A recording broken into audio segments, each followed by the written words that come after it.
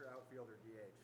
First base. Man, I really can't decide on one specific one, but I think right now we're leaning more towards the outfield, and obviously the catcher position is still wide open. That room's been working really hard.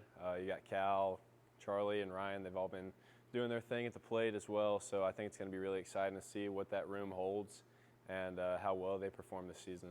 Was it frustrating at all to maybe shift away from catcher because your injury there in the fall kind of set you back a little bit? Was that process frustrating for you at all? Yeah, it was definitely frustrating.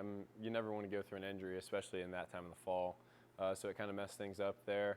But, just giving them more opportunities, that's always great because they work really hard. Honestly, they're probably the hardest workers on the team. So just them having those opportunities to get their reps and just to put themselves in the position that they're in before the season, it's been awesome to see.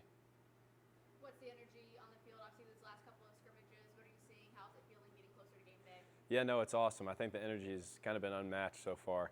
A lot of the guys are putting great swings on the ball, and obviously our pitchers are doing their things. We've probably got the best staff in America, and I think I can say that pretty confidently. So, yeah, just seeing what they've done on the mound and just seeing how we've kind of bonded in the locker room and on the field as well. We haven't been completely together as a team yet, but you can already tell that the guys that are going to be on the bench want to be there for each other, and the guys that are on the field are also there for the guys on the bench at all times. How do you feel the play right now, kind of leading up to this opening weekend? Yeah, I mean, I can't lie. I think I was 8 for 13 in our little fall spring scrimmage series right there. So I feel really good. It looks like beach ball right now. So hopefully we can just keep that carrying over to the season. All the competition you guys have in the outfield, just how much angst or readiness is there to get to games and really test all that out, figure all that out? Yeah, no, like you said, there's so much competition out there. I mean, you've got Christian Scott, Kyle Booker, Reese Chapman, Dylan Dreiling. You could go on for days. And every single one of them gets here to the park earlier than everybody else just to get in the extra work because they know that there's going to be somebody that's going to separate themselves from everybody else. So, yeah, just seeing them put in all the work, I can't give enough credit to all of them for that. Tony, you said Reese and Dylan were two guys you could tell did their work over winter break. Just what have you seen from them the last few weeks? Yeah, no, Reese came back, and he's been absolutely crushing the ball. So just seeing that out of him. And Dylan had some work to do in the outfield, and you can tell that he went home over break and really got after that. It's kind of tough for him living in Kansas, probably cold up there, but he found a way to get it in. Jared, how do you manage training when you're not 100% sure which position you're going to play? Because catcher and outfield are like two completely different things. Yeah, last year whenever Evan was going through his transition, he would always try to make a way to go to the outfield every once in a while. So for me, it was kind of a opposite of what he was doing. I would do more outfield stuff, but then I'd do catching stuff on the side. And there towards the beginning of this year, it was more catching stuff and then outfield on the side. So I think right now I've got a pretty good balance of both of them, and I'm pretty confident that I could do whichever one is called upon. It's been like having Q back. It's a guy you spent a lot of time with before he left, but how different is just the background for this team when you've got a guy like that working with him? Yeah, no, when you have Q, I mean, it's a completely different program, if I'm being honest. He sets the standard really high for us in the weight room and on the field. He always makes sure that we're in there doing what we're supposed to be doing, making sure that we're mobile, and he's always going to be there for you off the field too. And I think that's super important with a strength coach because it's somebody that relates to you a lot. And yeah, just him being back has been huge for our program. It seems like every day there's a new accolade for Dolander or somebody saying something pretty outrageous in a good way.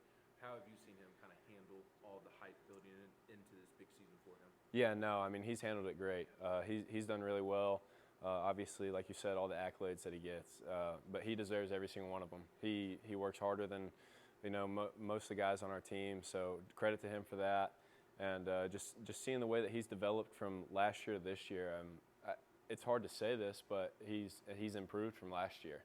So just knowing that he's going to have a great year and everything that he's done to get to this point.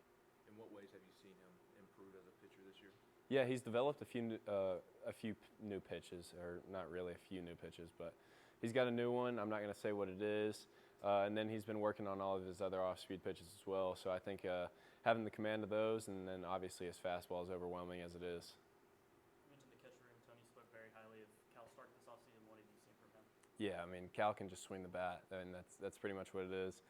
Similar to Dylan, he had to work on his defense a little bit, and you could just tell the world of difference from where he was in the fall to where he is now. So it's pretty awesome to see what all he did over break, and he's taken getting his body in shape very seriously. So just seeing him do that and really focus on just toning in back there, it's been pretty cool. A few more for Jared. Identity of the team kind of at this point in the season. Yeah, I mean, I don't think you're really ever going to find your identity as a team this early in the year. It's going to be more towards the middle, towards the end of the year. But, right now I think everybody's bonding really well in the locker room. We have great talks, and we just like having fun with each other. So I think we're in a really good spot, but I'm excited to see where it goes from here. Those guys in the back end of the bullpen that you didn't really know were going to be on the team this year, the Zach Joyces and Halverson wasn't healthy, and Andrew Lindsay, Camden Sewell coming back. How do you see those guys bolstering the end of the pitching staff from top to bottom? Yeah, I mean, I hate to say it, but they're probably not going to get a ton of innings just simply because how good our starters are. But I know whenever they do get in the game, they're going to do their job. They do it every single time. I think in the scrimmages that we've had, they've probably given up less than 5 runs combined. So it's pretty special to see what all they can do. And then obviously just having Camden back for his last year, his leadership role that he plays, he's been helping the freshman pitchers a lot, and just giving good leadership to them and helping them whenever they're going through tough times. Does Chad Zerker have the best mustache in college baseball? That's actually a tough question to answer.